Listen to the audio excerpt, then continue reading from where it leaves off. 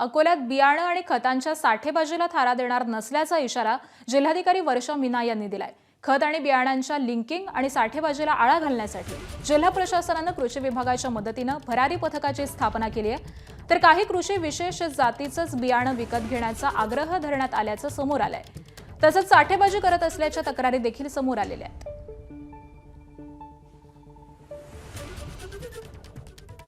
भरारी पथकची आम्ही निर्मिती केलेली आहे, कारण हे मोठे स्तरावर बियाणे विक्रीचं काम चालू आहे। आपले जिल्ह्यामध्ये डिमांड खूप जास्त आहे, शेतकऱ्यांची संख्या खूप जास्त आहे। तो भरारी पथकला निर्देश असे दिले आहे की सिटीमध्ये आणि तालुका स्तरावर जे केंद्र आहे तिथे जाऊन तपासणी करायची आहे, कशीही प्रकारची होर्डिंग नाही झाली पाहिजे। कुठलीही जशी अशी तक्रार आली तर त्यांच्यावर आम्ही कारवाई करू। एबीपी माझा, उघडा डोळे बघा नीट।